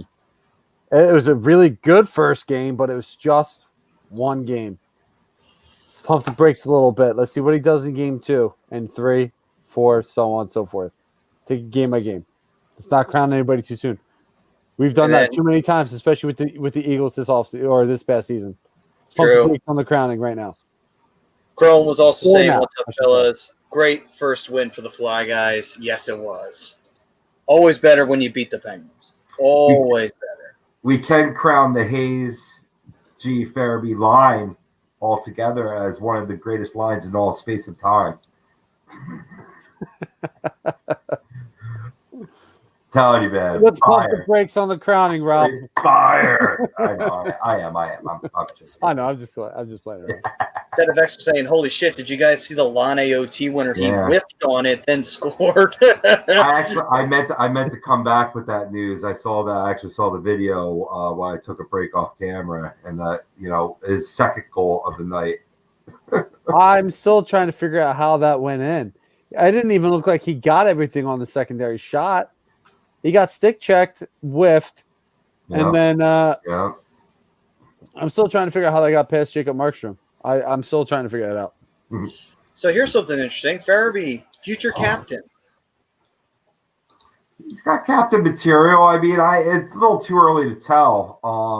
But he's vocal in practice. Tape film that I've seen and studied. You have a lot of fine young leaders on this team. What was interesting during some of the camp film that I was watching was even like young draft picks in Forrester and Wisdom coming on and being vocal on the ice and really studying the game from some of the veterans. Like, there's a lot of leadership on this team. It's remarkable. I agree with Dan. I think the next captain of this team is going to be Ivan Provorov. Yeah, agreed. Yeah, Dan. I mean, I could totally see that happening. I mean, he's already showing the ability of taking the reins, and he did real well in that game. So hopefully that continues for the season for him because, again, he doesn't have a veteran guy to show him the ropes. Now it's time. Okay, let's see if you fly. And he's doing it right now. So hopefully he continues that. I'd love to see it. Everybody trying to take the C off Giroux. Motherfuckers. He's got one more year after this one. He may or may not still be here. No, it's 100% Proby. I got off on the tangent with Forrester and Wisdom, and that was actually where I was going when I said it was shifting from Farabee. I was like, Proby's just I always love that your top line defenseman being your captain too. Absolutely. To Ted's not answer wrong. Adams, hold on, real quick. To answer Adams' question, where do you see Ghost fitting in? Seattle. Yeah, he didn't look bad. It just I still see him moving forward. And I could totally, if he has a good season though, that's actually not a bad idea for him to be still taken by Seattle, honestly. And again, it's not because I hate Ghost. I just think that he's been hot and cold, and it's like I don't want to risk it. I would rather just have it. Like, let's see if he fits well in Seattle. We got so much defensive depth anyway that it's like you're gonna need to free up the spot for Cam York. Yeah, so it's like it's not even you got to make sacrifices for the greater good, and if that's a sacrifice you got to make, so be it. Yeah, certainly. The commenter asked about Proby wearing the A. He wears the A at home. They do it interesting. A lot of teams are doing this now where they have rotating assistant captains just to promote more leadership throughout the team. I don't know if I necessarily care for it or not, but yeah, he wears the A with Coots at home. And then on the road, Coots is the permanent alternate captain, and then it rotates between Kevin Hayes and Jakub Voracek wearing the A on the road. So there's a brain trust there, I guess. Oh, for sure. Gabby, it was really nice meeting you too. Night. Hopefully work isn't too bad to you tomorrow. Thanks for I mean, joining us. I like the idea of Provy having the A because it's gonna teams that have the most success are the teams that tend to have the most leadership. And to your point, Rob, like it's great that they're appointing leadership on home games and road games because you get a different voice, you know, and that's not necessarily a bad thing because Sorry, the Coyotes just fucked up a 2-on goal. So I had to laugh at that. I figured it had something to do with the game. You know, a lot of times guys don't like to step on the toes of the guys wearing the C and the A. And, you know, this way you give it to 4 different players, you're going to get 4 different voices. And sometimes that's the biggest difference that you need. And it takes a little bit of pressure off the captain as well. True. Too many spoons spoil the soup. As they Actually, say. that's a very true statement. That is very true. No, it's makes note that it makes note that it is good having your more people, different voices. You make a great point there, or what have you. But I just love to see Provy get a full-time A because that's just going to further solidify his spot as a future captain on this team. No, absolutely. Anaheim going into the second break, tied up 2-2, really settled down defensively. Gibby looking much better in that second period. Nice. Dan actually wanted to know what kind of patience does AV have on Jake this year? I mean, I think Jake looked fine. I mean, he was buzzing around that offensive zone. So, I mean, I think he'll be fine. Threw a nice slashing call. Yeah. He did. I think Voracek could wind up being on a short leash this year. Obviously, I'm not expecting him to have 30 goals, but I expect him to be a little bit more careful with the puck. I expect the same vision that he always has, and he's got to figure out ways to score some goals. And maybe not even necessarily score goals, but create offense, and that's something he's been really good at. And you know, I know people give him a lot of shit because he's not that 30, 40 goal scorer that they expect him to be, but guys going to get you 70 points a year. I don't care if their goals or assists. That's 70 points a year.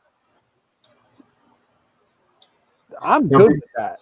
It'll be interesting if he can maintain it on the third line, you know, getting a little less ice time because obviously there has been a demotion there. So maybe that leash is getting tighter, but you know, that's when you got to make plays. And he made some plays. He put himself in position for scoring chances. As long as he continues that, he can work his way up or he can work his way down. And Jake's a fighter. He's a worker. He's the model that we have our mascot of. Yeah, true. He is related to Gritty, so we can't really part ways with him. It's actually contractually in the bottom line. Right. They knew Gritty was coming out with something. He could be a guy that sits in the press box to give an opportunity to Morgan Frost, though, if he doesn't perform. That's true. I like Adam's question here, and I'm going to pose this to you guys because I know the answer already. Can Provy get to Hedman level, or is that just crazy to say? No, I think he can. I don't think he's ever going to touch Hedman's level. Hedman's a specimen. Mm-hmm. He's a very special player. There's not many players in the league that I like him. I like Provy, and I think he's going to be a good defenseman in this league, and he's going to continue to take those steps forward. But he's not going to get on Hedman's level. He's the best defenseman in hockey. Hands down. There was a period of time in his second season, Provorov, where he was playing like Hedman. You know what I mean? He had a little bit of a drop-off from that time and has rebounded from that, but I don't think he's gotten back to that pinnacle of what I've seen his level of play could be. I don't think we've even seen the best of Provorov. I don't think we have either, but Hedman's been nothing but consistent since coming into the league. It's a gold bar to be measured up to or what have you, but I don't think it's fair to say that a player can't grow and eventually, you know, I mean, like everybody's level of play and records or whatever are meant to be surpassed, you know. Well, I agree. Let's do a half glass full. Even if he doesn't get up to the Hedman level, but he gets pretty close to it, he's still one hell of a fucking player. So at the end of the day, you could say, all right, if he isn't headman level, doesn't matter. He doesn't need to be. He's still damn good. And that's all that you need. And I agree with Brian. I just like to argue a little bit, make the show. I got you. And I'm good with that. But all I'm saying is, like, I like Provy. I think he's a top 10 defenseman in this league. But it is really tough to get to that level that Hedman's been playing at consistently since being drafted by the Tampa Bay Lightning. That's the consistency, right? And Provy's, don't get me wrong, I love Provy. I think he's good. I think he's borderline great. I think this is the year that's really going to tell us if he's going to be a good defenseman or he's going to be a great defenseman. It still makes the mental gap from here to there, and you want to see if every player does. Every player does to a degree, but there's been a lot of times where it's been in a very compromising position in your D zone. Like, kind of, you didn't see it in game one, but you saw it from another player, and Kevin Hayes turning out over the puck, getting too cute with it, and before you're crossing over your blue line and establishing neutral zone presence. That's the type of things that the extra move, the extra little doink pass instead of moving the puck up the ice, down the boards, that's the stuff you don't want to see. And what was great is we saw very little to none of it, just that one Kevin Hayes play that I referred to in game one of this season. True. Now, Dan's saying, I think the only thing Provy has done has improved. I think it's impossible. I think it's possible. Likely, probably not. But we don't need that with all the depth. Yeah. And that's a great point by Dan because the defense is so deep right now, and there's still guys that come up in the pipeline. I mean, maybe with depending on who he continues to play with, maybe you see Provy get close to that level, but I can't see him get. I had, like Adam said, he's a freak. Like I said, though, if he doesn't get there, but he gets close to it, doesn't matter. It's one of the best players you could ask for in a Flyers jersey. And let's see. And Jerry over there. So Ted FX saying, can we just give Seattle back their Sonics? They don't deserve an NHL team. I don't want to lose Lindblom to Seattle or one of our budding stars. It's okay. We'll leave one of the players we don't want unprotected. Yeah, but here's the thing. Like this is why the Flyers are in such great position right now. And I don't think they lose Lindblom. I think they figure out a way to try and protect them because he's a massive part of the organization moving forward. There's so many talented guys not necessarily this roster, but in the organization that if they take one of the players, and I think they wind up taking Ghost because they need to fill the cap, it's not going to matter. Like maybe they take a Wade Allison, maybe they take a Cam York. Fingers crossed they don't because he's going to be massive for them moving forward. Whoever they take, they got somebody that could be. You could be like, all right, Radcliffe could be a guy they take. Rubstov could be a guy they take, but there's somebody else there to take that spot. Real quick, talk about Oscar Lindblom. Remind me of a post I saw from Kim Perrine. That it was so great to see the Flyers. Like we saw him in the bubble, but we saw him back on the Wells Fargo ice since the first time since last March. That was special. And seeing Oscar Lindblom back in the lineup first game, that was special. The only crime was that there wasn't a stadium full of fans shouting out Oscar Strong. Oh. That was the only crime of it. And when us fans are allowed back in the building, we're just going to fill up that stadium with Oscar Strong shirts and let him hear it because the kid deserves it.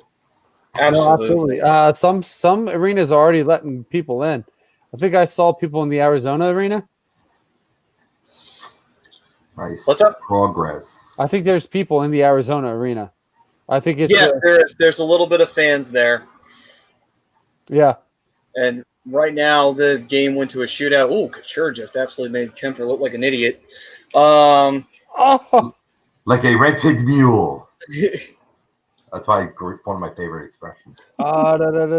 Dan says, I just seen on the ticker a 1952 Mickey Mantle card sold for $5.2 million. Yes, sir. What? Posted that on A2D New York earlier today. Wow. Check us out on the Facebook, A2D New York. Well, for what it's worth, San Jose just beat Arizona in a shootout. So there you go. Always nice to see them win a game and also to shit on the Coyotes because they're a shitty organization. But anyway. What's up, Jesse? I see you with your Florida Panthers as well. Yeah.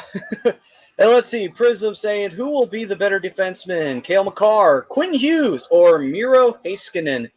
Oh, why you got to give us the tough ones? That is a tough one. Oh, I'm going to say damn. Cale. I'll go Hughes. I'm going to say Cale. I'm going to say Makar is going to be the better defenseman. Miro. No.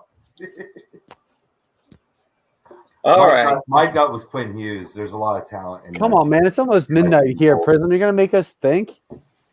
All right, so let's see here. Ted FX saying, if they take Cam York, we are all going to break him out of that shithole, depressing, infested city. Damn. Okay. That's how you really feel there, Ted. Ted saying Miro from AEW. Well, that's what's the Exactly face, right, right? Jesse Rusev. saying Cale Yeah, Makar. Rusev. Yeah, that's Rusev. Yeah, that's his real name, Miro. God, wrestling is terrible these days. All right, so wrap this bad boy up here. One last thing to bring up. It did hit. Evander Kane may terminate his contract. The reason why he is now millions and millions, millions of dollars in debt to creditors, living a rock star lifestyle. He had 3 houses, apparently. He would go to Vegas and have good times and party.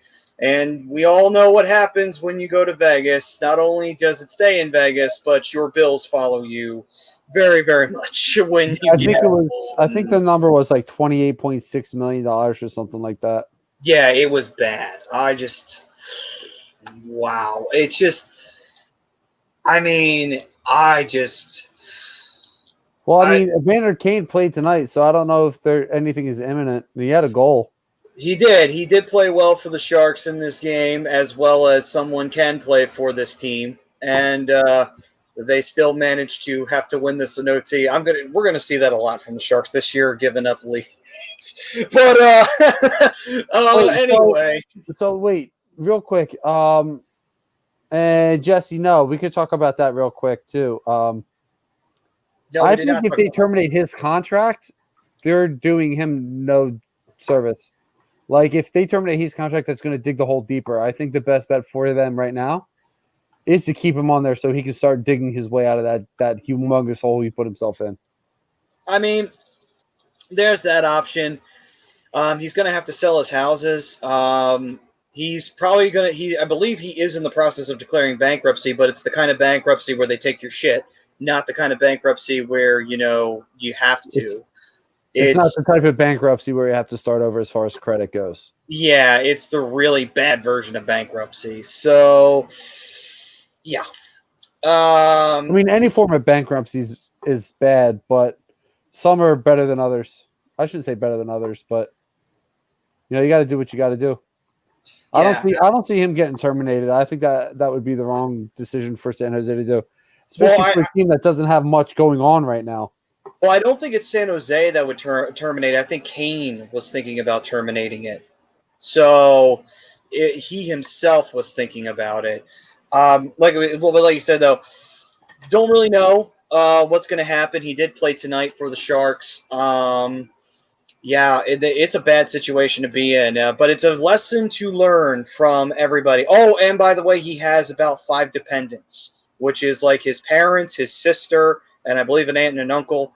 There's a lot going on with Kane right now, and none of it is good. Hopefully, there's a cautionary tale. Being young, getting a lot of money, and doing stupid shit with it. And next thing you know, you rack up debt, and it all goes away.